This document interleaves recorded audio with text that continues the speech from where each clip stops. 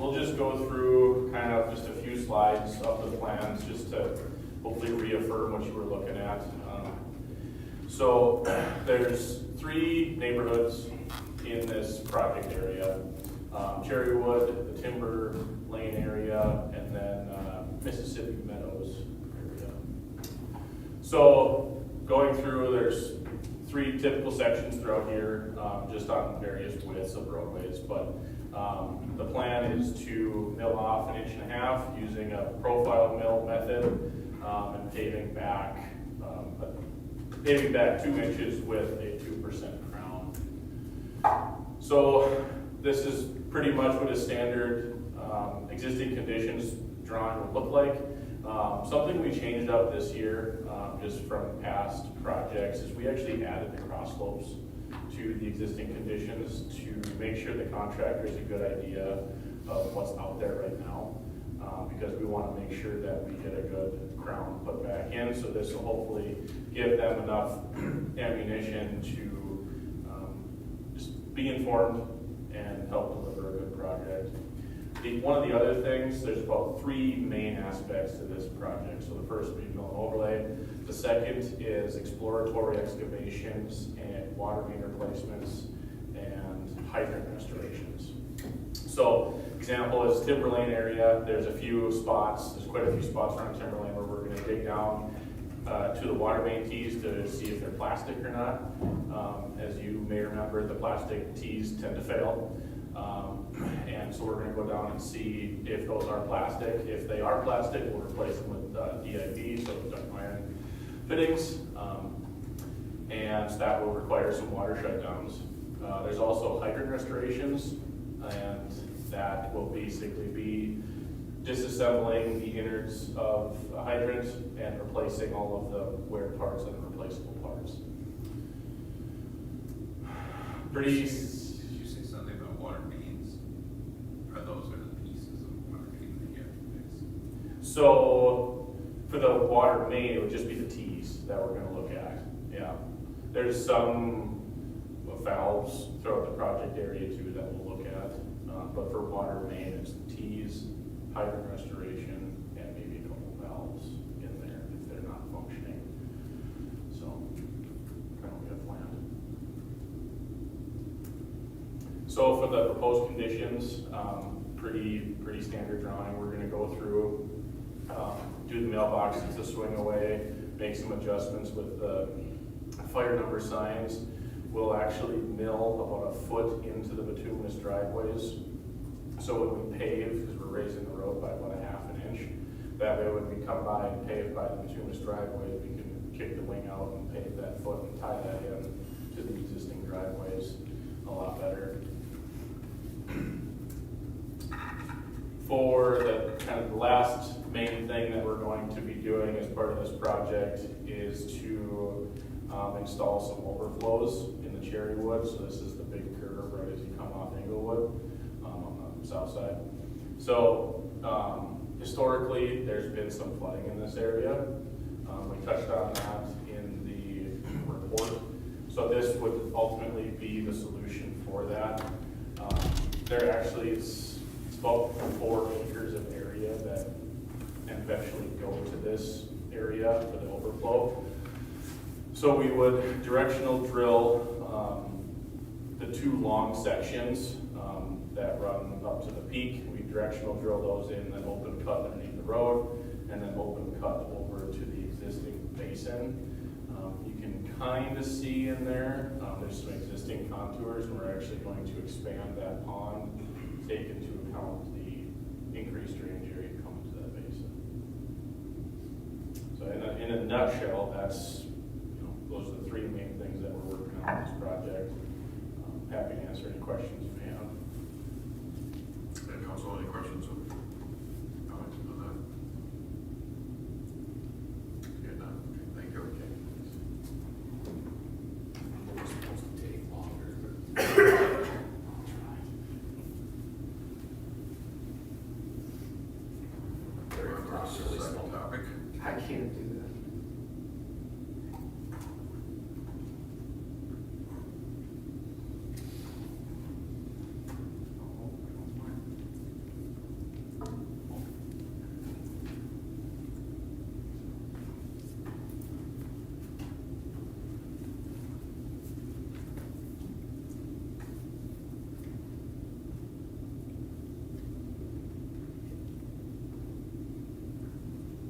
All right, Inglewood Drive to Garrett Lane flood overflow control study.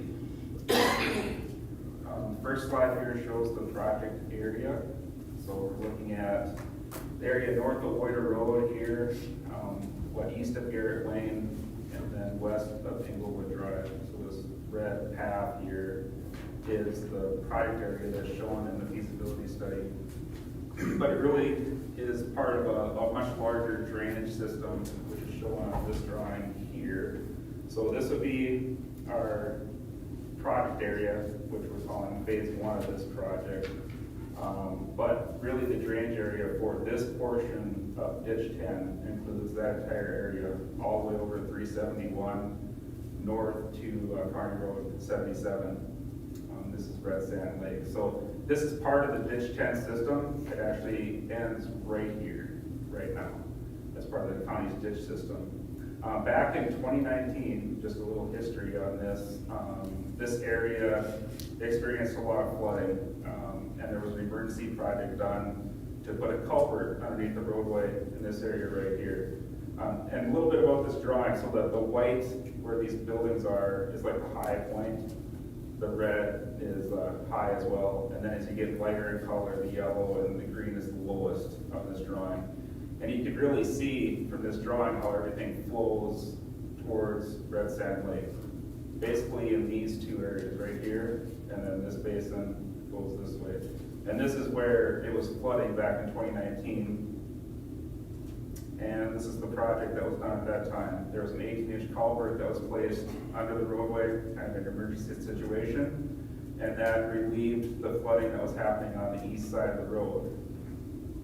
But what that did, go back to this drawing again, is we didn't have a defined outlet for that water to get it over to ditch 10. So that's what this study looked at, was this connection right here to get that water over to ditch 10.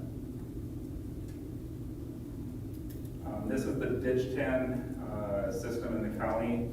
It's hard to see on here, but it starts over here at the Gulf River. It's the yellow line, runs up to Red Sand Lake, crosses the lake, and then there's two different portions on the east side. There's this portion that goes into Garrett Lane that we're talking about with this study, and then the portion that goes to the northeast all the way up to Wise Lake.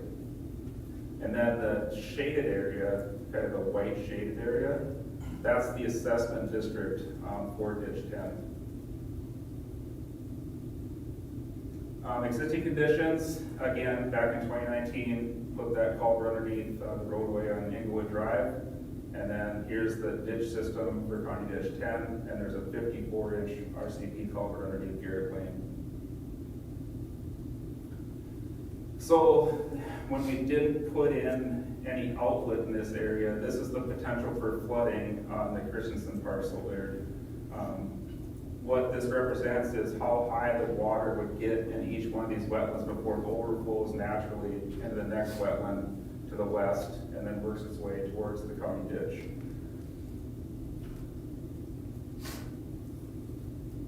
And then proposed improvements. Here's Garrett Lane again, and then this is ditch 10, and this is where it ends right now. This is a defined ditch, but it is completely overgrown with vegetation. It needs to be cleaned out and fixed up so it needs to be maintained basically. It's never been maintained probably since the day it was constructed, and I was gonna look up the date. Do you remember, Trevor, when it was constructed? Early 1900s, 1920s, Yeah, or I think it was the 1920s. Yeah, it's been around a long time, and like I said, there's trees growing up in that ditch, and it just needs to be cleaned out. As you head farther to the east, this is where we'll be doing the majority of the work, basically connecting up these wetlands and getting that water to flow to the west without flooding on that property. And then just a little more detail on here. Again, it's hard to see on here, but you can see the ditching we're talking about is pretty minor. I mean, these are going to be very shallow ditches. It's not going to be more than 2 or 3 feet deep at the most to connect these up. So there's not a lot of work that has to happen in this area to get that water to go full flow to the west. This is the typical ditch section that we use in town. You see it in section 6. is an example of where we've used this in the past, but there'd be a maintenance path on one side, 4-to-1 slopes, 6-foot ditch bottom, and again, it would be relatively shallow. Project costs, that ditch cleaning of the existing ditch 10 is about $60,000.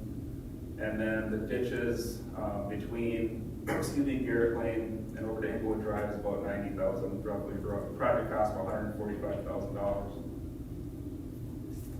And then finally, kind of where do we go from here? What we're looking at doing is connecting that county ditch system, and that's all regulated by Minnesota statute 103E.411, and that just outlines how a city can connect to a county ditch. There is a process that the city has to follow. The first thing that we're gonna do is the city attorney is drafting a letter right now to send to the county. It's like a precursor to the actual petition for the connection. We wanna start some talks with them on, formally making that connection. If we move forward, we'll petition the county for the connection, and then you can see the three things underneath there we need to show or prove to make that connection. You have to show the need for it, which I think is pretty easy to justify in this area. We need some kind of outlet for that area between Englewood Drive all the way over 371, especially as that area is starting to develop now. Show use of drainage system is public benefit. Again, pretty easy to justify that. And then we've got to prepare plans and exhibits, and they need to be approved by the Minnesota Control Agency. And then if that connection is established, the city would need to pay for the use of that system, and that would be up to the county to determine that cost. The city would also be liable for any future liens or assessments on the county ditch system, and that would be based on the area that you're connecting on into the ditch system. So just like an assessment that we would do for a roadway, street project, utility, sewer, water project in town, the county has that ability to do that on the county ditch system as well. So there might be future costs associated with any, future maintenance or repairs as part of that ditch system. So that's kind of, just a summary of where we're at and the feasibility report. And like I said, we're just looking for, approval to go forward with the county and start this process. Eric, can you go back to that exhibit showing the areas? The red one, the The colored very one? first one you started. This one? Yes. Yeah. The lofts, Quick Trip, and the VA clinic need to come out of that area. Oh, because we've changed that now. We changed Yeah. that to drain south Yep. in that system, so that area has gotten Yeah. less. So this was done back in 2019, and it was just based off of all GIS LiDAR data at that time. Yeah. So now that we know that we can pull that area out of there. Yep. Okay. Patrick's Place, Jack Pine Brewery, and the Arrowwood Lodge still stays in there. That does go to that Yep. pond just behind Just for Kicks. Yep. That actually goes into the ditch in that other area, that 1.2842. So we might have to look at that line up there. That line may move to the south. Sure. In Again, between like I those said, two areas. this was done off of LiDAR. Right. So it's not been ground truth or anything like that, but it's pretty close. We can ground Yeah. truth it now with our GIS. Yep. We should do that because we want the accurate acres Yes. for when this goes to the county. Yep. Well, when this is all said and done, will this increase the flow into Red Sand? Will they receive more water? It's just an overflow, for the system. Only time they get more Yeah. flow is when it's flooding. It's a flood. The way to look at this is a flood control. We're doing a 100-year design on all of our development. So only anything above the 100-year design in that area would go over into this ditch to Red Sand Lake. Well, they want more water, so that's why that's what I was asking. Won't just make the ditch a little deeper. Can you speak a little bit to two dynamics? The one with the county, you said that there's County Ditch 10 that's been there since the 20s but has never been maintained. Yep. And then the rest of this is on private property.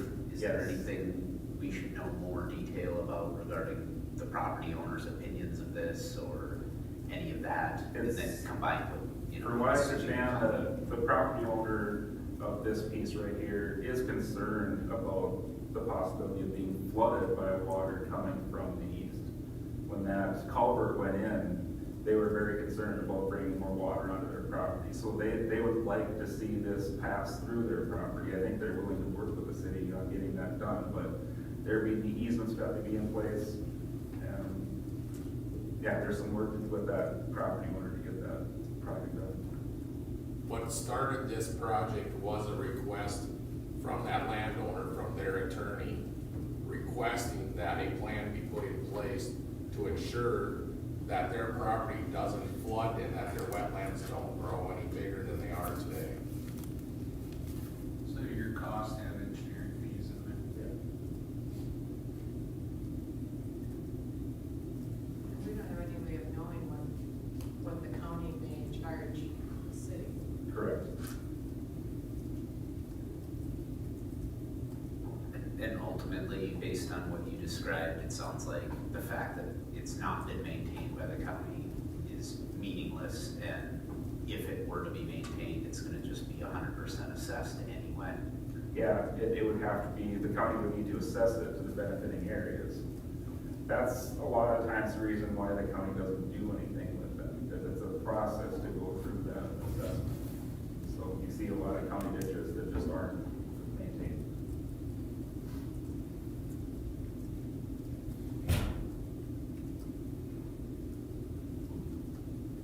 Okay, and what would we cost, just absorb them as the city, or would we try to assess them to benefiting property owners?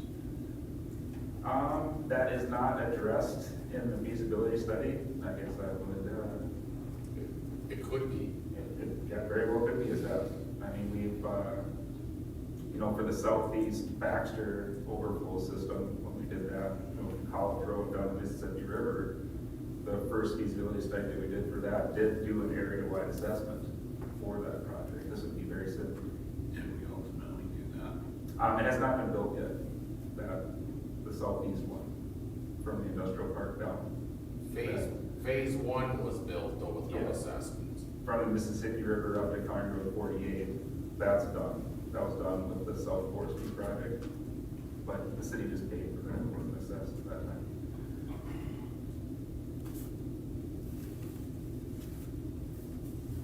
And how, so once it crosses Inglewood, what's listed as phase 2, that's not included in there, that's not done yet? No, that is there, we don't have any plans right now to make a formal, route through there. That's just showing kind of where it naturally flows right now.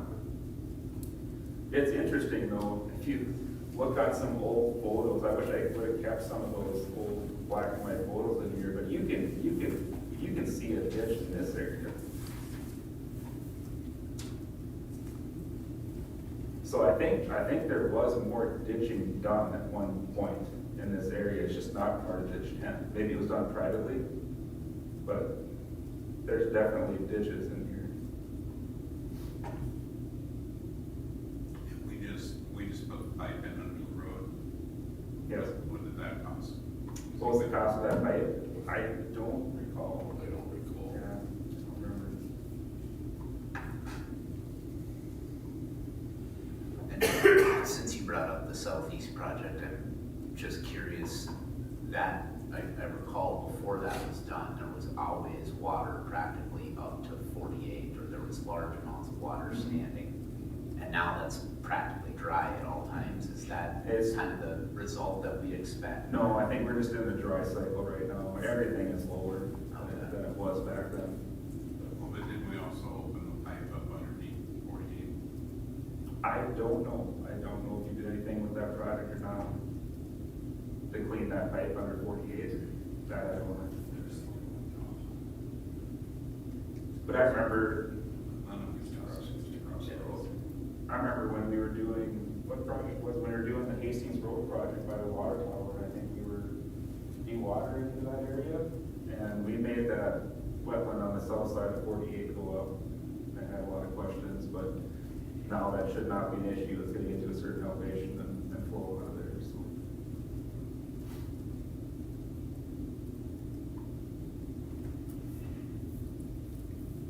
Any other questions, council? Staff, anything you want to add? Okay. For a motion to adjourn the workshop. So moved. Second. Motion second, all in favor? Aye. Motion carries. It's,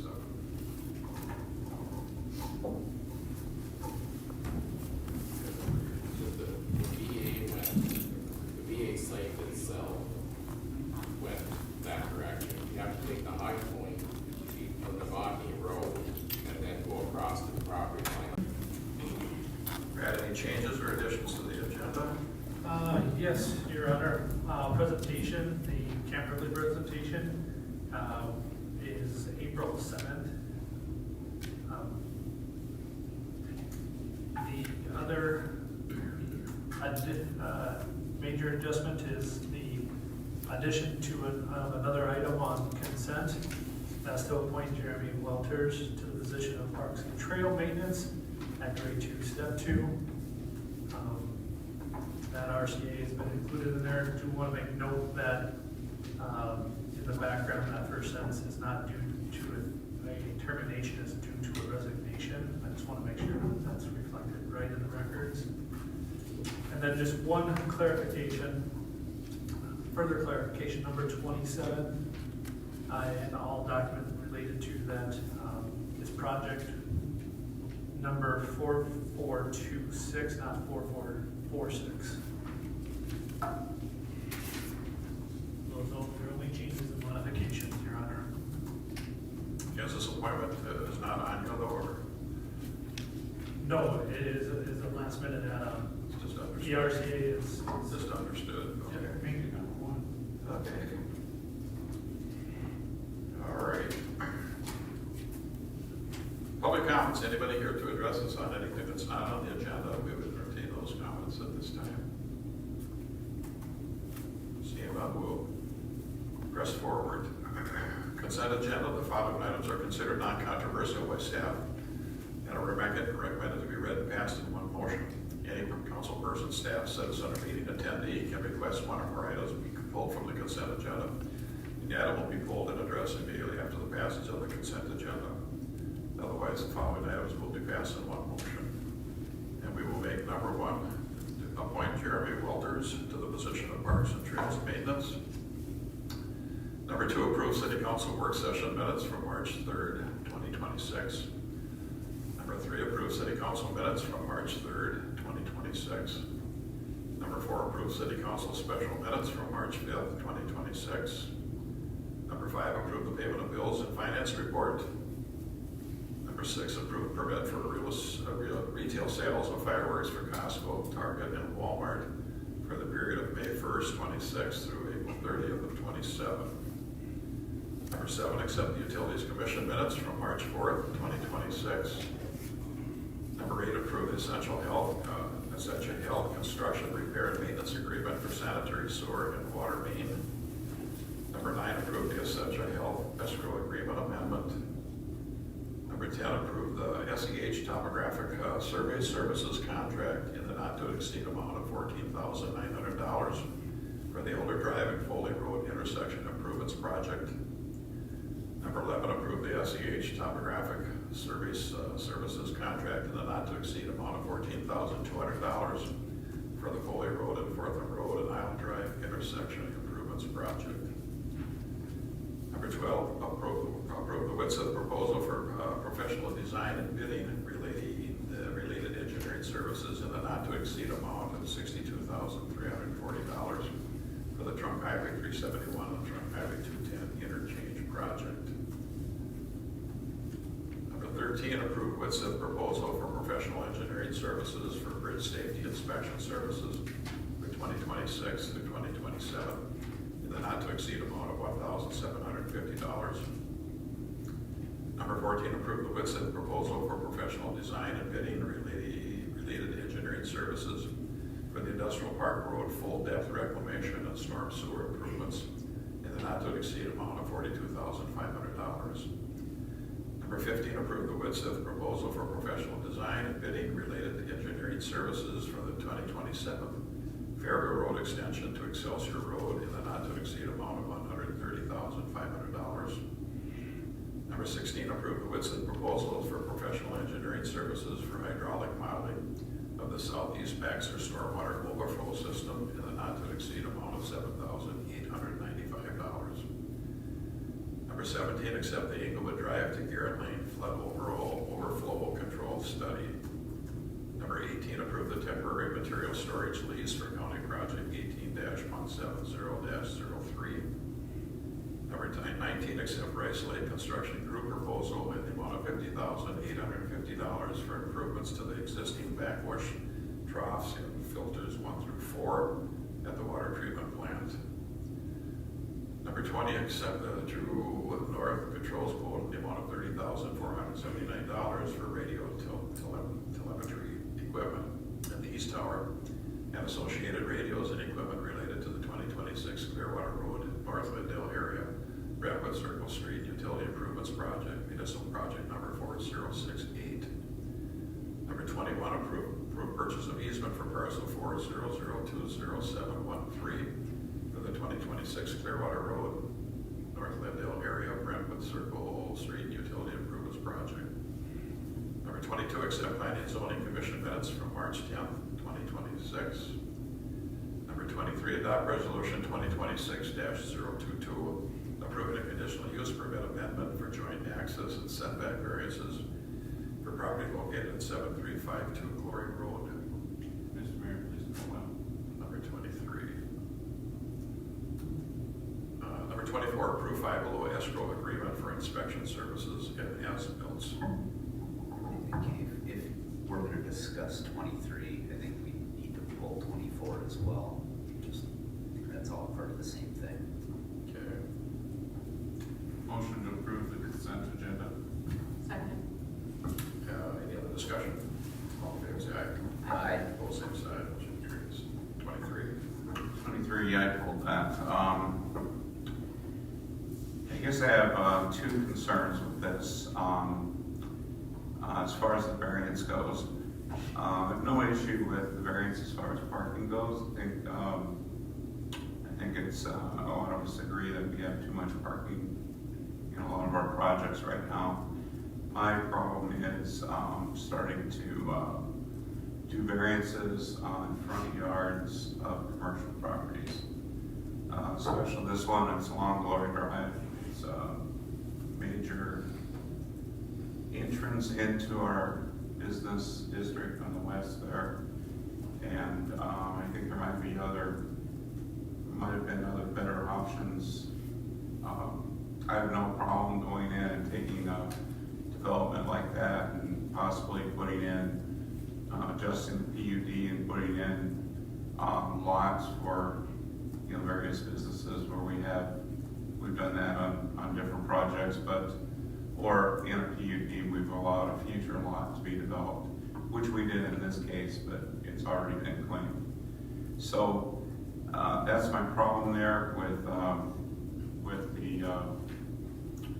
the setback for not only the building, but also then the setback for the 2 dumpsters, which would be between the restaurant and the building there on the north side of Glory Road.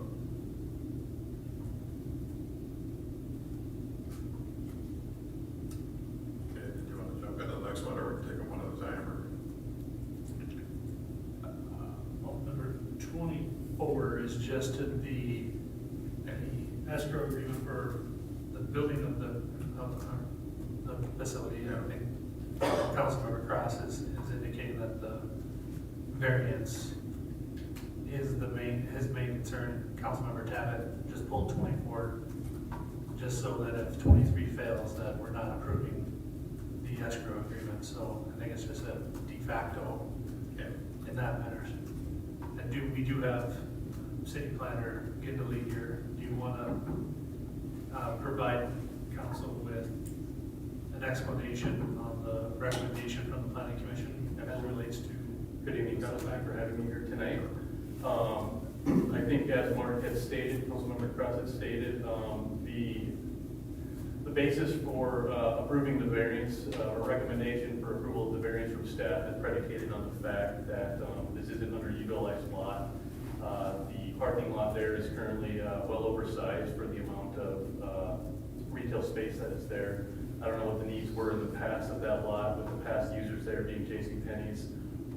But certainly since JCPenney's has left, that parking lot has had a lot of vacant space in there, primarily on the south side of the building in that parking lot where this addition is proposed to be going. So again, the idea of recommending approval of the variance is predicated on the idea then that that parking lot is, we're actually reducing that impervious surface and making better use of the rest of the space. In staff's opinion, that was a good variance request to make better use of property within Baxter and support our tax base at the same time for the trade-off of variance for the setback.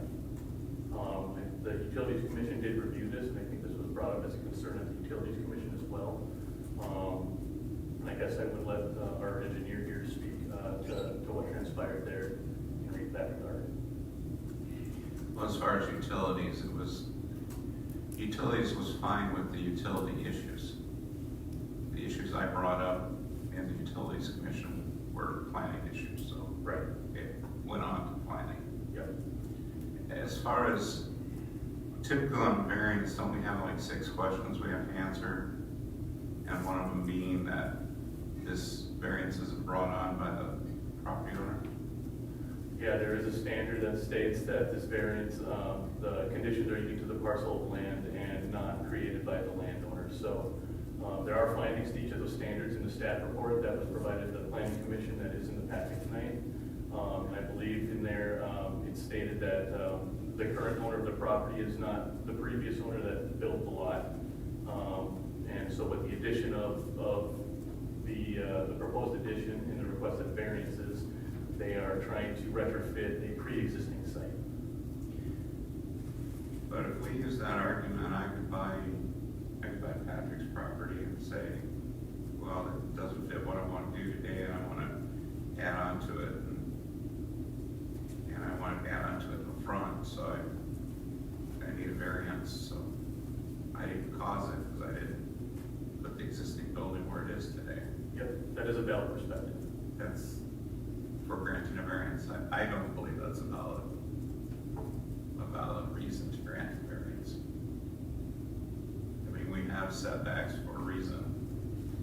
And if we're going to change our setbacks and change our commercial setbacks all the way to 15 feet, then, you know, it gets to a point of,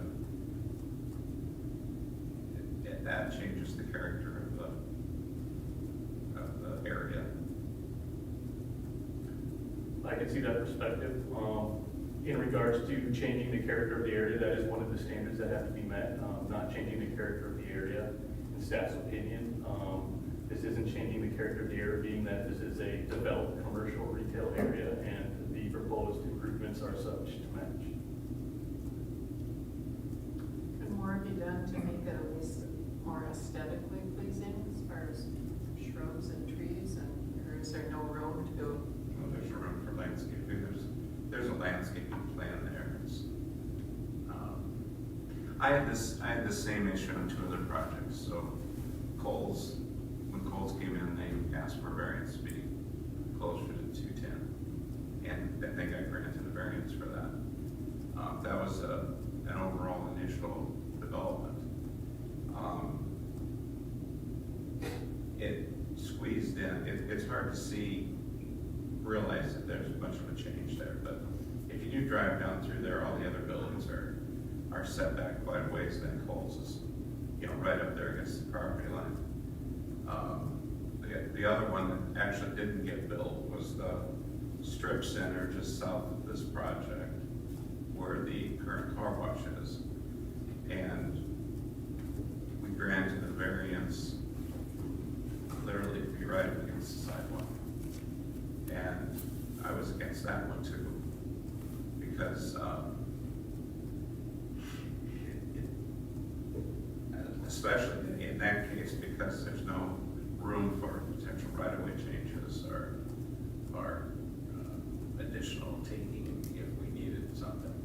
like in this case, we're gonna throw another, right turn, or left turn lane coming off of 371 into that. But utilities said we have enough right of way. But what we're doing though is now, we may have enough right of way, but now the building's only gonna be X number of feet from that right of way instead of 40. You know, instead of what the rules say, so. That's my basis for it. I don't agree with the findings, and I know you can kind of write those and tailor them to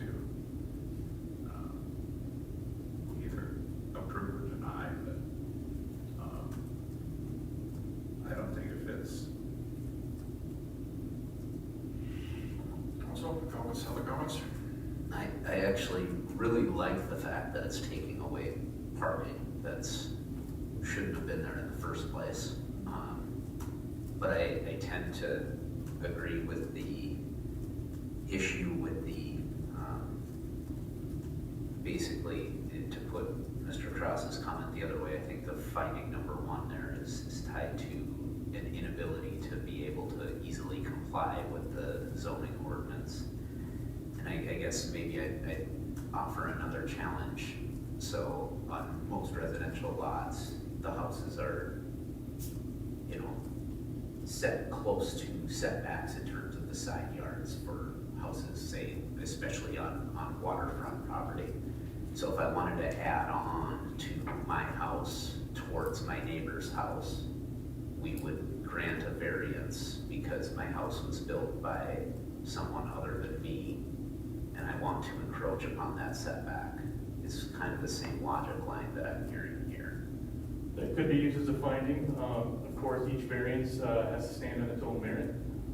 Okay.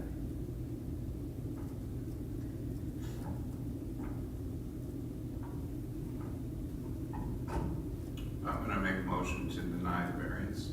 I'm fine with conditional use. If it were put in a different location on the property, and if there was, I'm fine with the parking being cut down, but as far as the variance goes, I'm not in favor of that. Point of clarification, your reference is the accessory structure, not the principal structure, Well, mine is the setback, so it's both for both. the Okay. principal I and the just accessory asking, structure. because there are two. I think the accessory structure is more grievous than the principal structure. We have a motion, Second. we have a second for the discussion. I'm gonna vote no. I think, you know, both commissions looked at this and talked it out.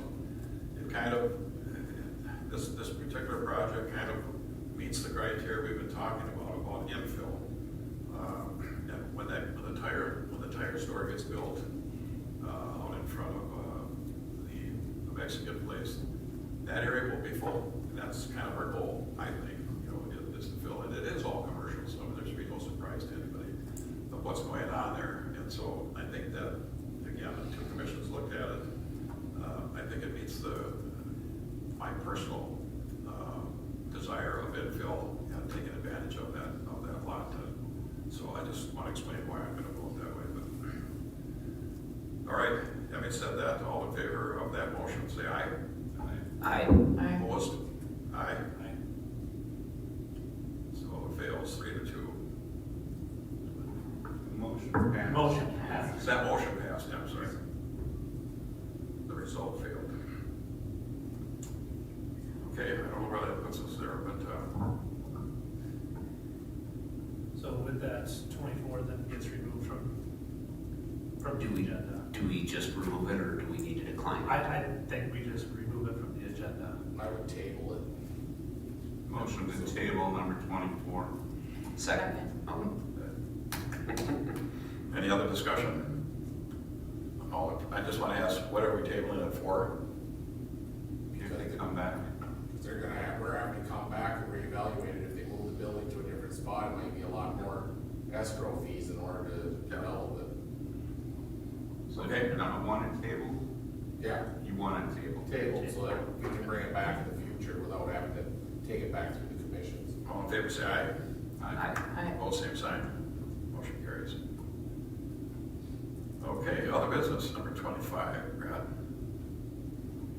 Or somebody. Yeah, number 25 is in relationship to the 2026 Millwood overlay. As referenced in the RCA, the feasibility report had an error in it. And this is adopting resolution 2026-02, accepting the feasibility report based upon that error being corrected. So looking for a motion. Or if there's any questions, I know that Alex is here in attendance to answer questions.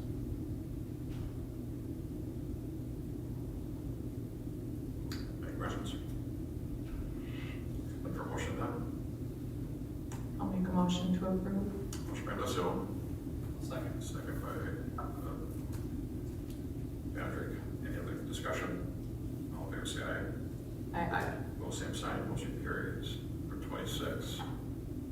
26 is adopt resolution 2026-021, ordering the improvement for the 2026 Millwood overlay. Council held the improvement hearing for the project last week, I believe. In that context, this is the next step. This is a 4/5 vote to order the project forward. Any questions? So my question or concern, I know we have a 30-day window for the interest-free payment. I'd like to try to entertain, because this was a project that was moved forward pretty quickly. I'd like to entertain if there's any possibility of extending that interest-free period to kind of extend the residents an opportunity to kind of catch up with that payment since the timeline is so quick. Read my mind, that's almost word for word what I was thinking. We will take it under advisement, and the appropriate time would be to bring it back in between now and the improvement hearing, or not the improvement, the assessment hearing, to get a council decision on that. But it's duly noted, thank you, Councilmember Sundberg. Again, tonight is ordering the improvement. The next item, if you vote favorably with a 4/5 vote, would be to approve the plans and authorize for bid. Bid would be opening on the 16th. April 16th is correct. So back before the council on the 5th of May. So I'll make a motion to approve.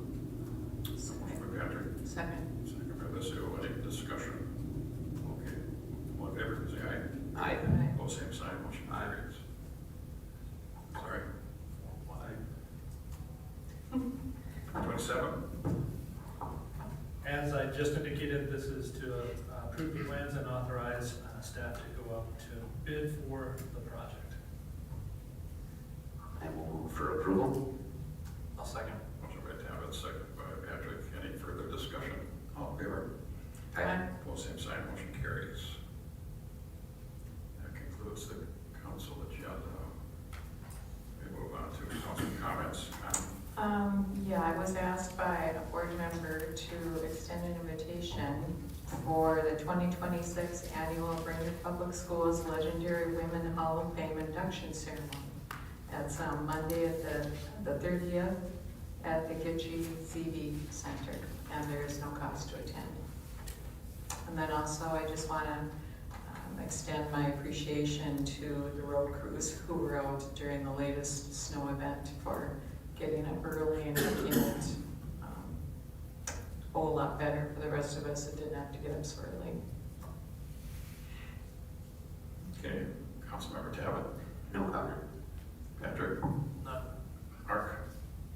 Yeah, I got a few things here. I'd like to add a few things to a workshop. One would be, I'd like to discuss our process for projects moving through, such as this last one that was PUD. And my issue with it is, we as council members do not see that until it hits our packet or it hits our commission.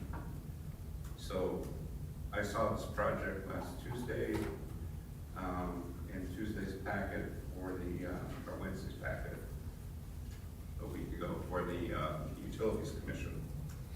And, you know, it'd be nice to get our ideas out there so staff understands where we, as council, are coming from, if it's, you know, any different than what they're thinking. The second thing I'd like to look at is we had staff look into some alternative assessment ideas, and there was a report done on that. I'd like to see that report sent out to the council, and I'd like to discuss it at a very near future workshop. And then maybe in that workshop, we can bring up this potential issue on this 30 days for this project. That's all I have.